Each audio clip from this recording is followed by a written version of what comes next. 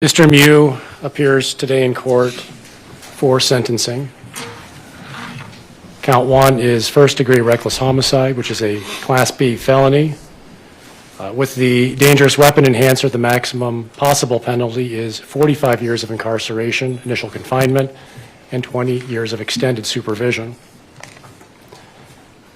On counts 2 through 5, Mr. Miu appears for sentencing on first-degree reckless endangerment, Class F felonies with the dangerous weapon enhancer. The maximum possible penalties are 12.5 years initial confinement and 5 years of extended supervision. Last, count 6 is battery.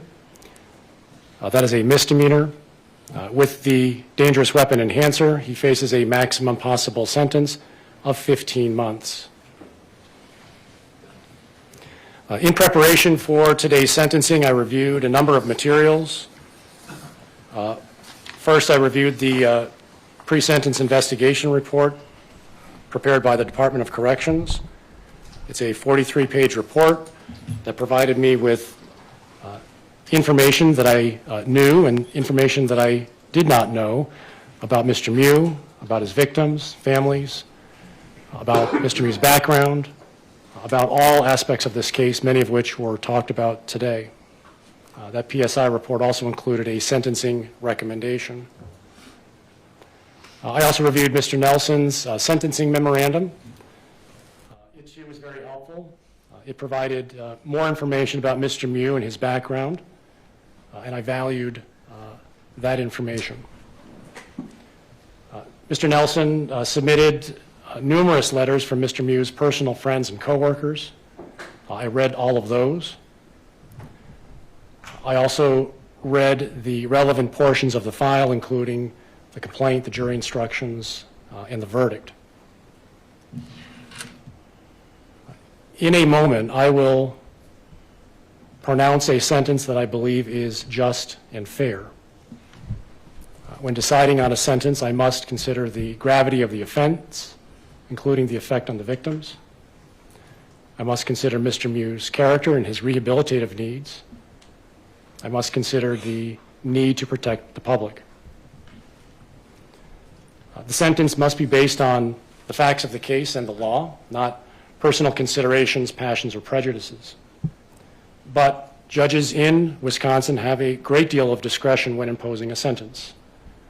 Unlike many jurisdictions, we do not have sentencing guidelines or grids to follow.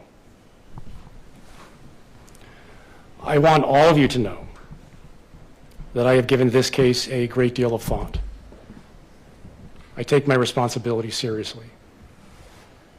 There is nothing more difficult or more solemn than imposing a sentence on another human being.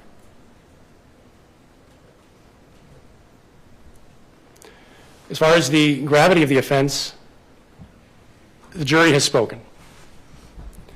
Any efforts to relitigate this case are simply without merit. I firmly believe that the American criminal justice system is the best ever devised. It's not perfect, but I cannot think of a system of justice that is better at finding the truth while preserving the rights of the accused. In this case, 12 jurors reached a unanimous verdict. These 12 jurors were selected from a panel of more than 150 people. I, along with the attorneys for both sides, chose these jurors because they could be fair and impartial. The jurors came from all corners of our great county. They came from all walks of life. They were men, they were women, they were young, they were old. They listened to 8 days of intense trial testimony. They examined dozens of exhibits. They deliberated for 8 hours. In the end, they reached a unanimous verdict and found beyond a reasonable doubt that Mr. Miu was guilty of reckless homicide, reckless endangerment, and battery. Now, there are 2 key takeaways from this jury's verdict that I want to mention. First, the jury rejected the state's claim that Mr. Miu intended to kill Isaac Schumann or the surviving stabbing victims. In other words, the jury rejected the most serious crimes that would have sent Mr. Miu to prison for the rest of his life. Second, the jury rejected Mr. Miu's claims of self-defense. That means Mr. Miu did not reasonably believe that he was preventing or terminating an unlawful interference with his person, or he did not reasonably believe the force used was necessary to prevent imminent death or great bodily harm to himself. This jury found Mr. Miu guilty of reckless homicide and 4 counts of reckless endangerment. These crimes are serious. They mean that Mr. Miu did not think about the consequences of his behavior and that he showed utter disregard for life when he stabbed 5 people. For that, he will be held accountable, but the court sentence must reflect the reality that it was reckless conduct that the jury found him guilty of, not intentional conduct, which is punishable much more harshly.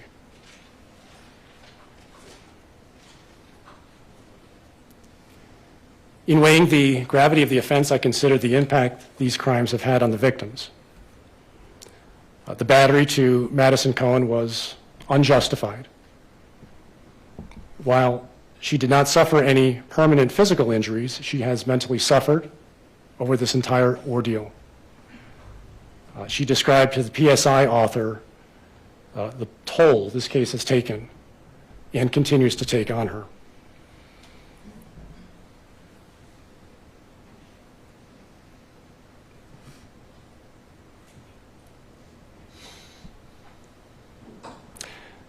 This offense has devastated Isaac Schumann's parents and stepfather. No parent should have to endure the loss of a child. They have had to cope with the senseless death of a loved one while enduring the weight of the criminal justice system that can be slow, confusing, and sometimes frustrating to victims. To you and to your family, there are probably no words that I can say today that will alleviate your grief. But I would be remiss for not expressing my sincere condolences to all of you. I am sorry for your loss and what you've had to endure. Although it must have been difficult, I appreciate each of you speaking today and sharing a glimpse into Isaac's life and who he was. It sounds like he was a wonderful person, a bright young man who had an unlimited future. And for that, we in this community have lost.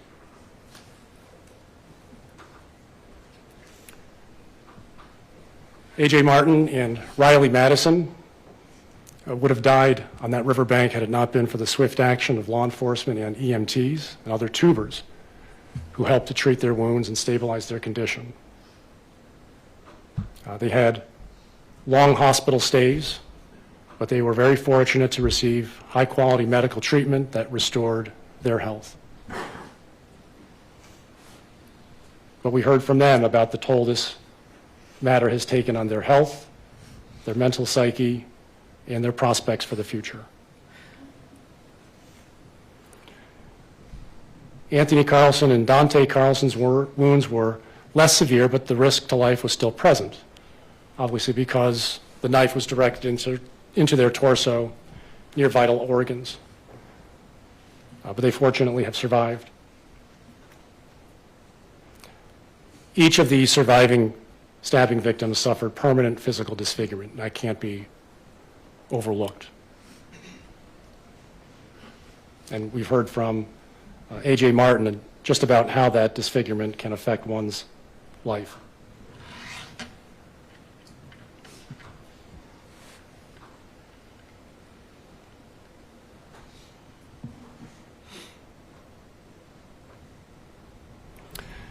In assessing Mr. Miu's character, I must consider his conduct on July 30.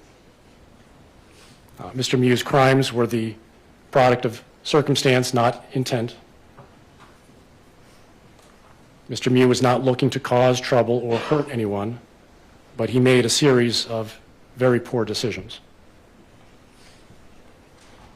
When confronted with words and boorish taunts and insults, Mr. Miu drew a knife and he struck Madison Cohen.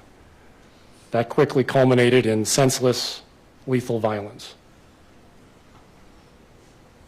He left the scene, leaving his victims to die, while casually floating past them and emergency workers as if nothing had happened. He nearly reached his car. He nearly escaped the jurisdiction before law enforcement arrested him. These are terrible acts that form an indelible stain on his character.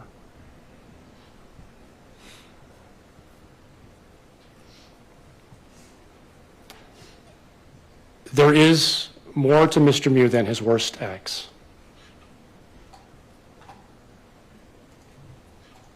I can tell Mr. Miu has taken this case very seriously. He has been appropriate and respectful in his demeanor in court. I sense that he carries a heavy burden, too. I imagine he is disheartened at the prospect of prison and the uncertainty of his future. But I also sense that Mr. Miu feels genuine sadness and remorse for what happened to his victims. I agree with the comments earlier that our criminal justice system is not designed in a way to allow people to apologize or to alleviate grief or to show respect to victims until a day like today at sentencing. That is unfortunate, but I heard Mr. Miu's words, both today and before, and I think he is sorry.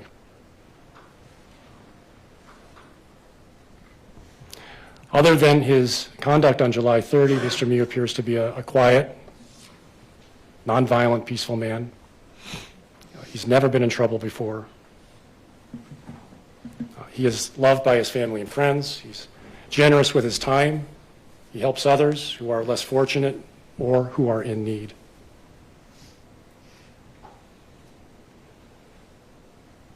Mr. Miu is respected in his community. Several of his personal friends and coworkers submitted letters that describe his character. Those letters were not shared in court today, but some of the most common words they use to describe Mr. Miu are kind, compassionate, friendly, loyal, respectful, and honest.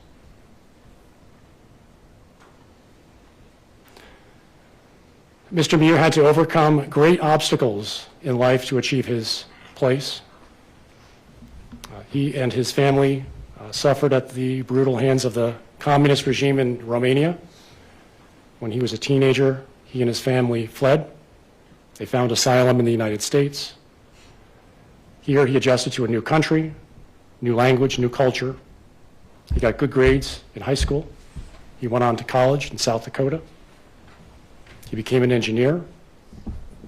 He worked hard. He had a successful career. I read somewhere in my materials that the proudest moment in Mr. Miu's life was becoming an American citizen.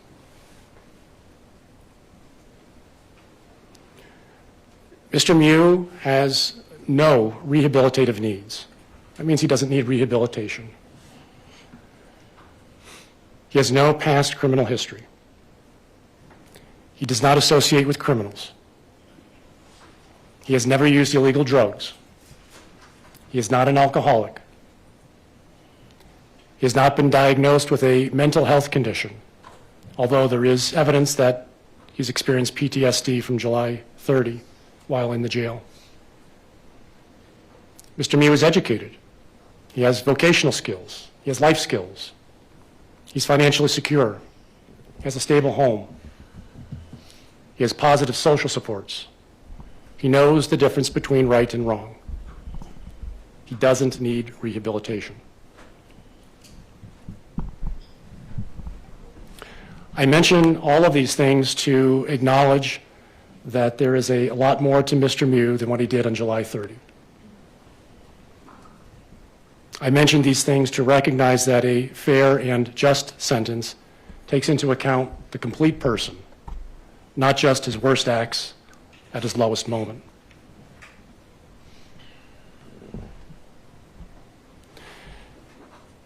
Despite the seriousness of Mr. Miu's crimes, the evidence does not show that he poses an imminent risk to the public. Mr. Miu underwent a compass assessment, which is an actuarial tool that measures a person's risk of committing future crimes.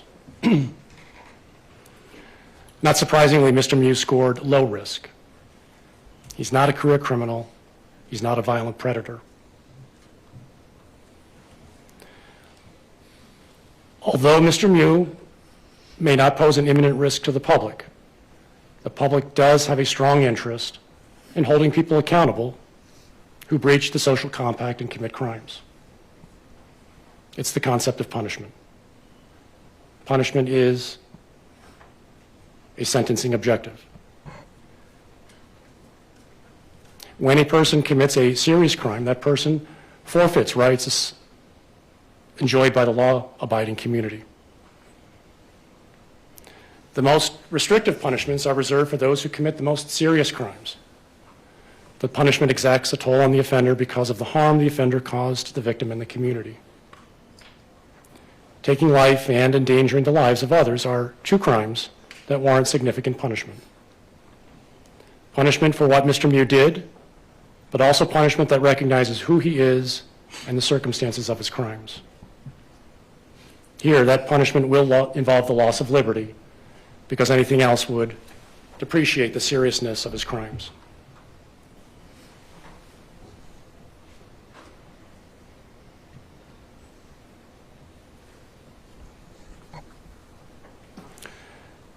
So at this time, I will impose the following sentence on Mr. Miu.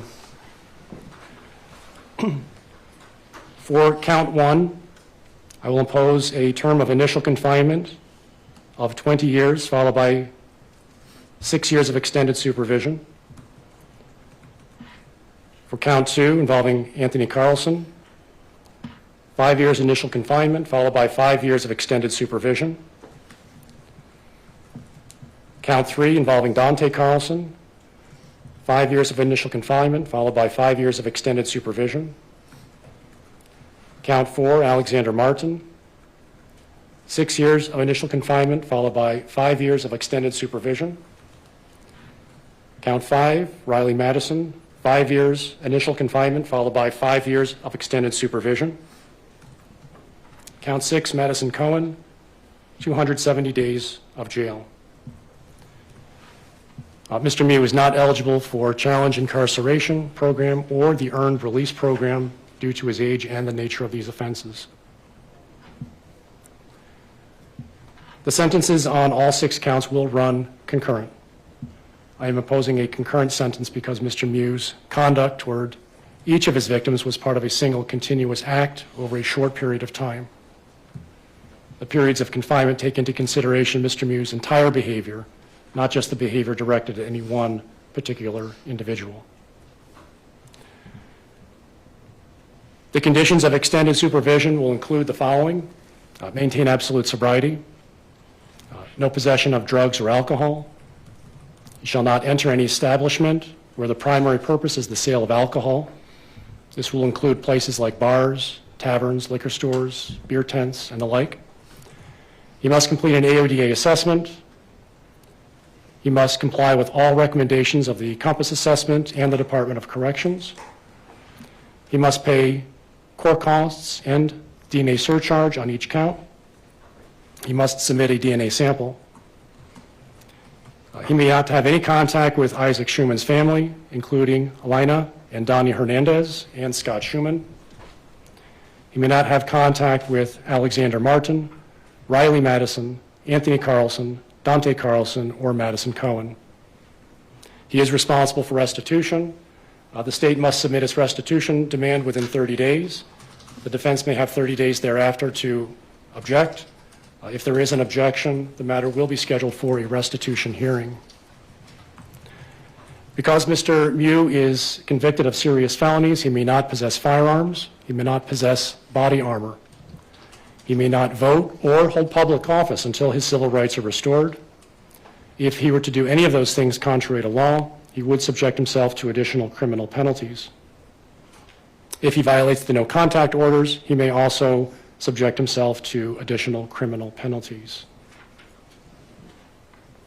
Does the state agree on the credit calculation, 732 days? Yes. All right, 732 days credit.